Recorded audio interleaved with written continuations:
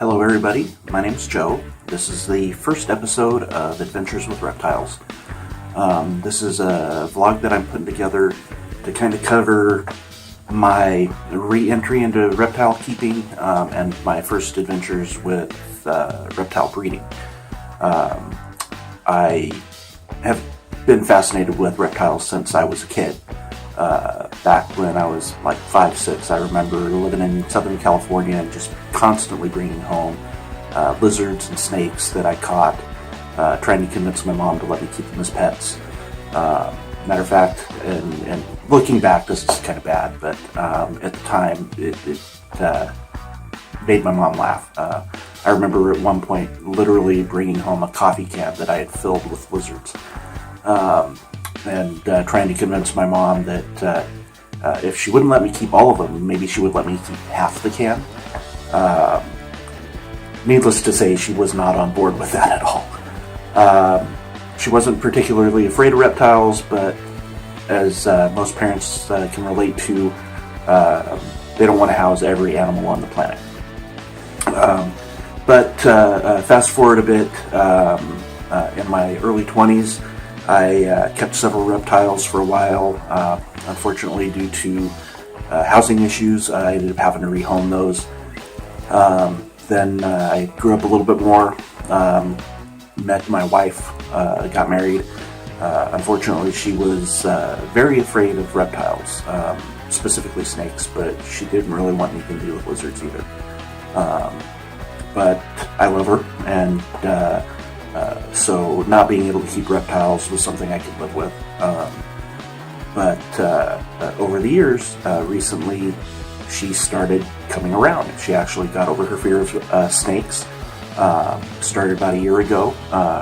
She went and we were getting some cat food at Petco for our cat. And she said, well, you know what? If Joey really wants a lizard, and that's our son, we can get him a lizard. So I immediately pounced on that. We got a bearded dragon, and we were off to the races. We've since expanded. We've now got a bearded dragon.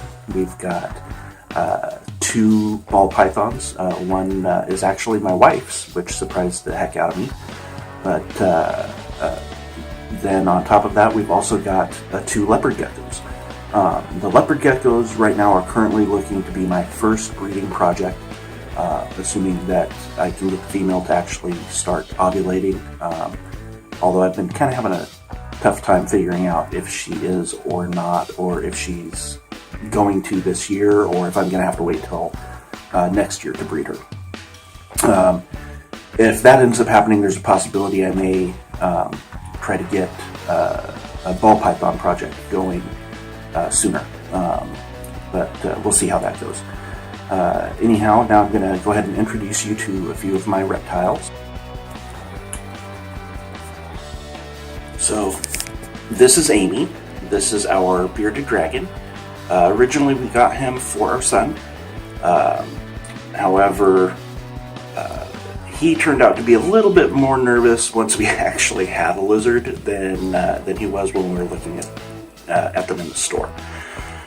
He's starting to come around a little more, but he still is pretty hesitant to do anything beyond just petting them while we hold them. My wife, however, has fallen in love with this little girl, and for all intents and purposes, Amy is now her pet. But she's a fun girl. She's mellow. She eats well. We sometimes let her just wander around in our reptile room here, where she can't get in any trouble, and of course where our cat can't get to her. They've been around each other a little bit, but it's just not worth the risk to me. There's the potential there that the cat could hurt Amy. I don't think that Amy could really do much damage to the cat, but still, why risk it? I mean, they're both animals that we can't necessarily predict 100% what they're going to do around each other, so it's just not worth the risk of potentially losing or having one of them injured. Anywho, next I'm going to go ahead and show you one of my ball pythons. So I know I said I was going to show you one of my ball pythons. Technically, this one's my wife's. I would show you mine, but she just ate yesterday, so I don't want to take her out just yet. But this is Loki. This is my wife's banana ball python. This is probably the mellowest ball python that I've seen. The ones that I've seen mostly get pretty timid, and they ball up pretty quick, especially if you touch their heads. This one, I can't show you now because of course I have one handful, but well, both hands. But she is actually fairly tolerant of having her head petted. She doesn't ball up hardly at all. She's very inquisitive, and just a very mellow pet. She's very friendly. The slip with the he-she thing, though, that's kind of an interesting story. When we got her, we were actually told she was a male. My ball python is a super pastel, or at least we think she's a super pastel. She may be just a regular pastel. But when we got this one, we were told he was a male. So part of the motivation behind getting him was, and a very small part of this, was the possibility of breeding this one to my pastel to make some banana pastels at some point, of course, way in the future, because they're about, my pastel is a female. She's only about 150 grams right now, so she's a year or two away from being breeding weight. But so my wife named him Loki. But recently I had been noticing some things that just didn't seem to add up for this one being a male. One was that everything I've read says male ball pythons are generally smaller than the females. That the distance between the vent and the tip of the tail is usually shorter for females than it is for males. And of course I've been watching a lot of videos on how to sex ball pythons. Snakes and lizards in general, not just ball pythons. So I got to thinking about this because this one is about the same age as my pastel, but my pastel is smaller by about 10 grams, and they've been consistently this one bigger. And I started comparing the distance between vent to tail tip, and they seem about the same. And so finally I got up the nerve to go ahead and try sexing this one myself. I figured there's a possibility the people who sold me might have grabbed the wrong snake or made a mistake in their sexing, and I just really wanted to know. So very gently, very cautiously, because I didn't want to hurt my wife's snake, I went ahead and tried to sex her myself, and from what I could see, I was seeing no hemipenes. I was seeing two little bumps that in one particular video had stated that those were typical of a female, where you just get two little bumps but not actual hemipenes. So I took her back to where I got her just after about 2 weeks to let her de-stress, to have them check her as well. And sure enough, they checked her and said, you know what, it looks like we may have sold you a female. So I got a smoking deal on this girl because she was sold to us as a male. And there's, at least where I live, there's a significant price difference currently between the cost of a male and a female banana ball python. Local stores around here for a male of this size is around $225, $250, whereas a female, they would have charged us more in the range of $400. So we lucked out. We also lucked out on my pastel because we got her for $60 at Petco because they, of course, had no idea what they had. So if she's a super pastel, which is what we suspect, then we got a very, very good deal on her from Petco. And I know people bash Petco because of some of their business practices, and I don't necessarily agree with everything they do, but they're a lot closer to us than the reptile shop that we go to. So some things that we could get at the reptile store, sometimes we go to Petco anyways just because it's more convenient. And then, of course, some things that the reptile store doesn't sell, like cat food, we go to Petco because it's convenient. So one of the things I wanted to share today was a recent experience that kind of freaked out my wife and I. So we have our ball pythons currently on coconut husk bedding. We have our leopard geckos on crushed walnut. And both of them, they're hot hides. They have heat pads underneath. And we don't have thermostats yet. We're in the process of getting a Herbstat 4 to hook up all our enclosures to. But in the meantime, we've just been closely monitoring temperatures at various spots in the enclosures just to make sure everything's on point. So last week, I got the bright idea. I was like, well, I've been measuring the temperature occasionally near their hot hides, as well as at the cool ends of their enclosures, and sometimes kind of in the middle to see what the temperature gradient's like. But I thought, well, maybe I should get a reading inside their hides.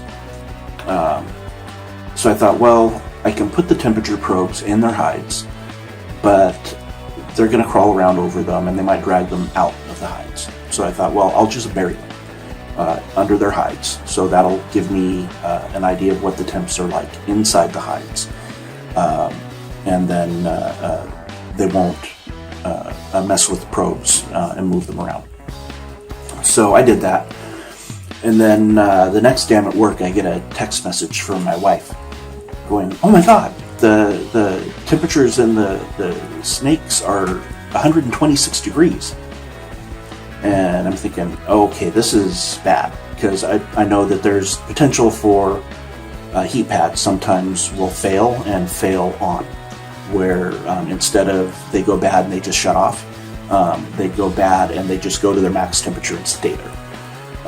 So I'm thinking, okay, this is not good. So I text her back and tell her to make sure that the animals aren't on their hot sides or on their hot spots, and start trying to figure out what to do about it.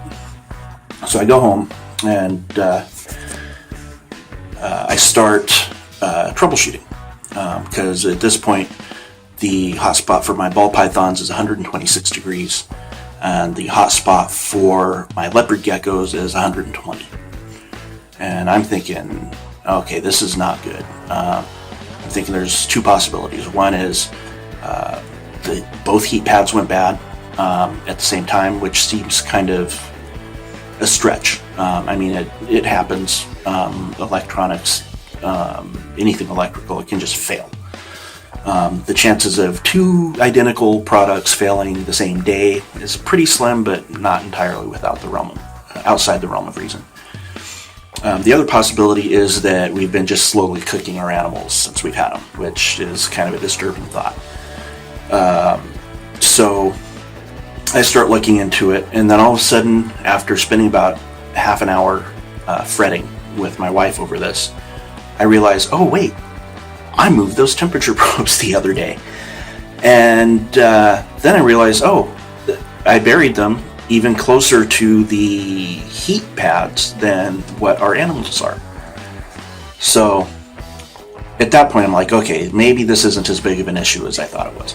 So I dig up the heat probes and I move them just on top of the substrate under the hides. And almost immediately the temperatures started dropping. So within minutes, we were back down to much more reasonable temperatures for the hot spots in both the leopard gecko and the ball python enclosures. So, needless to say, that was a bit stressful for a minute there, but hopefully this is something that any other new reptile keepers can learn from, so that hopefully you all don't make the same mistake I did in thinking, hey, let's just bury this probe right down near the heat source and expect it to give me a good idea of what's actually going on in the hide. Obviously, not a great idea. And of course, looking back, hindsight is 20/20, but at the time it seemed like something good to do. Anyways, I think I'm gonna cut this off here, and just to let you know, I'm just starting this. I don't know yet if I'm going to enjoy posting videos to YouTube. I don't know if I'm gonna have any success at it or not. So initially, I'm just setting a goal for myself that I'm gonna try to put out at least one 5 to 15 minute video per month. If it goes well, if I enjoy it, if it doesn't turn out to be more stress to me than what it's worth, then I may increase the frequency of videos. But for now, I wouldn't plan on seeing another video for up to a month. You may see one sooner, depending on how things go with this one, but I wouldn't expect to see like weekly or daily videos from me. But if you like what you see, please do click the little like button. Feel free to subscribe. You won't be getting a ton of notifications because, like I said, initially at least, I don't plan on putting out more than one video a month. But as with anything in life, this is subject to change. So thank you for sticking with me this long if you're still watching, and I hope you have a great day.